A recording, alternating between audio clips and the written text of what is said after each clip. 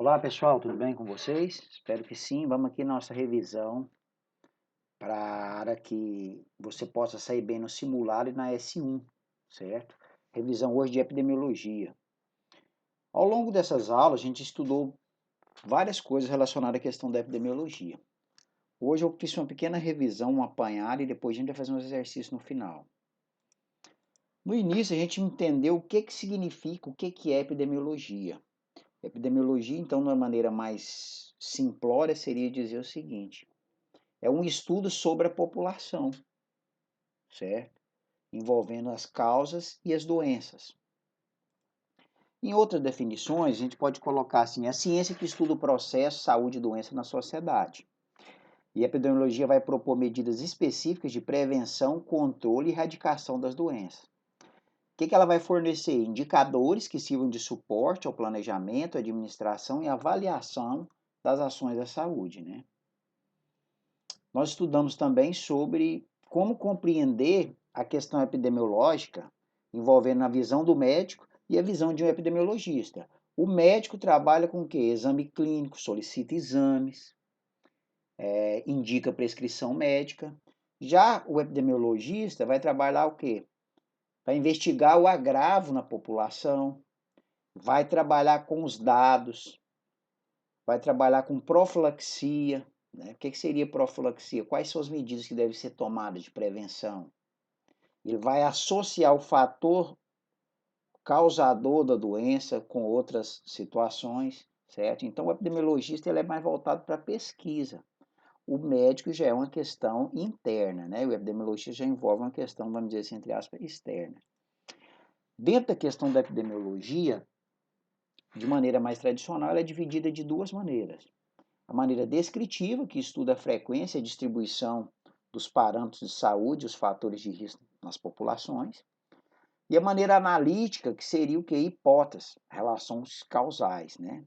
Então, descritiva seria relacionada à questão dos epidemiologistas e analítica, vamos dizer assim, dos médicos, só para a gente se organizar para você entender melhor. É possível medir saúde? É possível medir doença? Dentro de epidemiologia, é fundamental saber como está a saúde de uma população, seja essa população mundial, do estado, do município ou do ambiente de trabalho no qual você vai estar trabalhando. Diversas medidas são realizadas, né, para saber como é que está o nível de saúde de uma população. A gente sabe que, infelizmente, falta muita informação. E isso se torna o quê? Um grande desafio para você medir o estado de saúde de uma população, certo?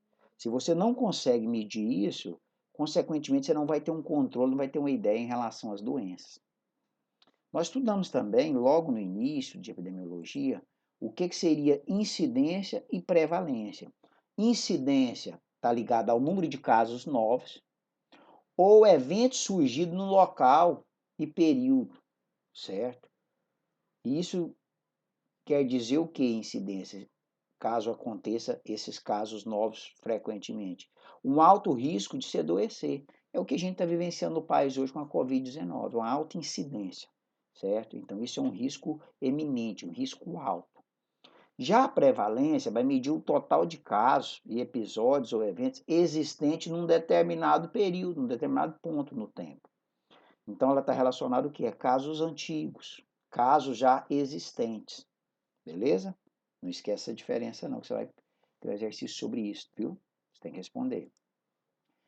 A gente estudando também quais são os principais usos da epidemiologia, certo? Os principais usos que se tem da epidemiologia é utilizar a questão da saúde de populações e a distribuição, né, das doenças em razão dessa população que é distribuída no mundo todo, né? Ela vai fornecer uma base. Então, o principal uso dela é o quê? Fornecer uma base para auxiliar nas escolhas e nas intervenções que devem ser feitas. Isso por parte dos governantes, né? De quem está à frente de qualquer situação. A gente estudou também que a epidemiologia descritiva, ela forma uma triade básica, ou seja, a triade básica da epidemiologia descritiva ela é o tempo, o lugar e a pessoa. O tempo pode estar relacionado com o período, certo? O lugar, o município, o ambiente de trabalho, e a pessoa, o indivíduo, é de risco, não é de risco? Então, quando se fala na triade básica da epidemiologia descritiva, a gente tem o tempo, o lugar e a pessoa. Não pode esquecer disso, viu?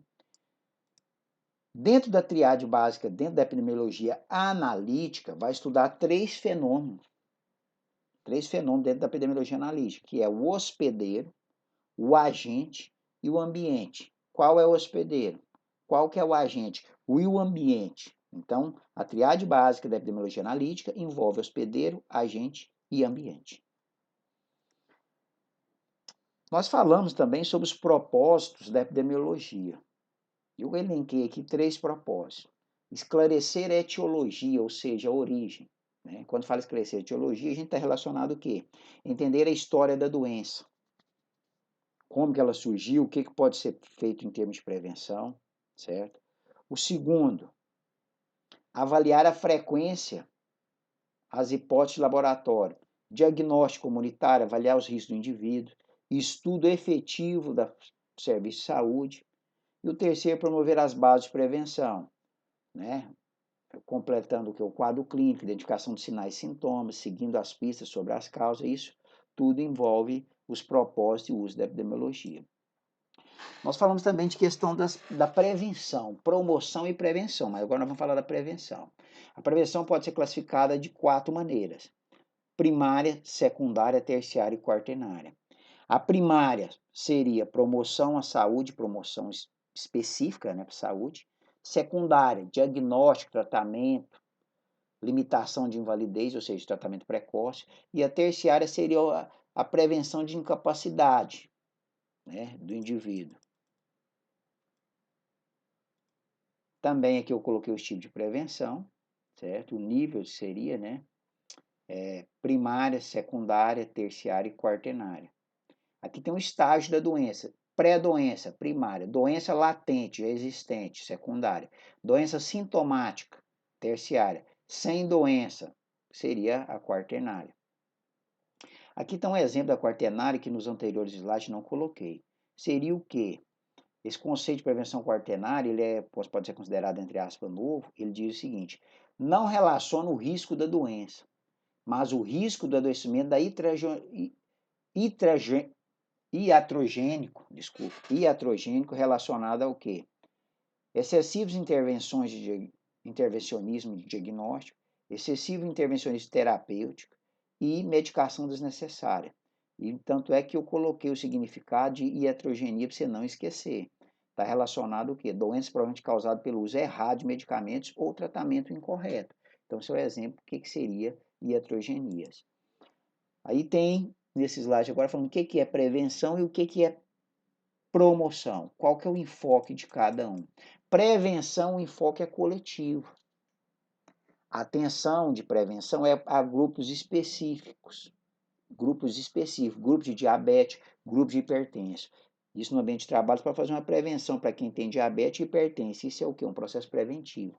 Já a promoção, ela também tem um enfoque coletivo, só que ela é uma população em geral. Todos do ambiente de trabalho vai ter que saber determinada informação. Isso é uma promoção, certo? Aqui tem um exemplo bem claro, né, que seria o quê? Promoção versus prevenção. Prevenção exige uma ação antecipada baseada no conhecimento da história natural da doença, a fim de tornar improvável o progresso posterior. Então, prevenção o quê? Agir antes. Já a promoção refere a medidas que não se dirigem a uma determinada doença ou desordem, mas para toda a população para saber em relacionado à doença. Nós estudamos também sobre os indicadores de saúde, né? Você tem os principais indicadores, né? Prevalência e incidência, que a gente já falou no início. Você tem secundários, morbidade, letalidade, socioeconômico, né? Seria questão socioeconômica, ambiental, dados demográficos, mortalidade, morbidade, incidência, morbidade está relacionada à saúde, viu? Morbidade, a saúde, incidência e prevalência, diferente de mortalidade. Mortalidade é morte, viu? Não esquece isso, não. A gente falou dos usos desses indicadores, né, que são onde eles podem ser usados: diagnóstico, monitoramento, planejamento, avaliação, comparação, certo? Aí tem os indicadores de novo, né, para repetir, para a gente não saber, para você não esquecer sobre eles, né? Serviço de saúde, saúde ambiental, condições socioeconômicas, mortalidade, nutricional, isso tudo são exemplos de indicadores, né? E aqui depois a gente falou sobre a relação de nexo causal. O que seria causa, o que seria efeito, né? Causa são ações praticadas, está relacionado a um motivo. Efeito é o resultado ou a consequência daquilo que foi feito, certo? Então a causa vem primeiro e o efeito é o que acontece após. E para a gente fechando também já essa revisãozinha pequena, depois a gente vai para o exercício, temos aqui também os determinantes de saúde, do estado de saúde, né? Que são os 4 que a gente estudou: a questão biológica, o serviço de saúde, o estilo de vida e o ambiente. Então, esses 4 determinantes é importante para caracterizar, para ter um diagnóstico melhor do estado de saúde de uma população. E tem os exercícios que a gente vai tentar responder junto. Se você quiser, você vai respondendo ele aí, tudo bem? Eu coloquei, na verdade, 11 exercícios, certo? E eu quero que você responda a ele. Tudo bem?